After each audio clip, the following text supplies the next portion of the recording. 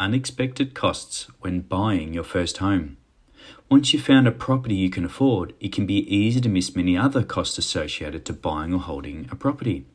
In this podcast, we share some of the costs to look out for before committing to your purchase.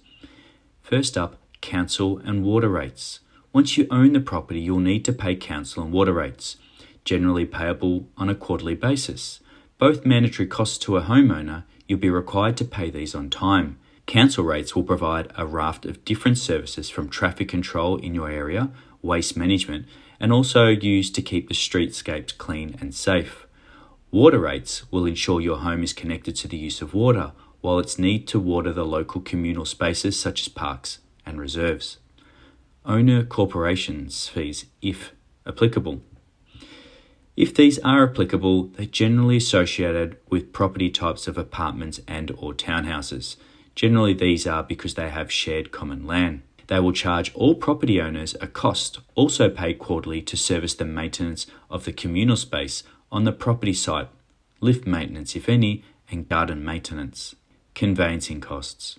Conveyancing is the process of transferring the property ownership from one entity, person, to yourself. They also manage the preparation and lodgement of various legal documents to finalise the sale or transaction. Conveyancing fees can cost anywhere between $600 to $1,500 depending on who you employ or how complicated the property settlement might be. This cost may be added to your loan application, but it's important to learn how this will be paid as it will be incurred on the day of settlement. Stamp duty implications. The most expensive upfront cost when buying a property is stamp duty. When buying your first home, stamp duty is often waived or charged at a concessional rate. Stamp duty is also known as land transfer duty, and it's a mandatory tax paid as a one-off expense when buying a property. In Victoria, you may qualify for an exemption for stamp duty if the purchase price is under or less than $600,000.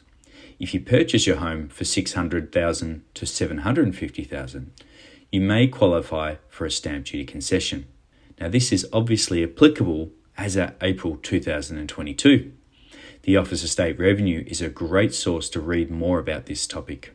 Finally, home and contents insurance cover. Owning a property will be the most expensive asset you'll own. It will be prudent or smart to ensure it's insured appropriately.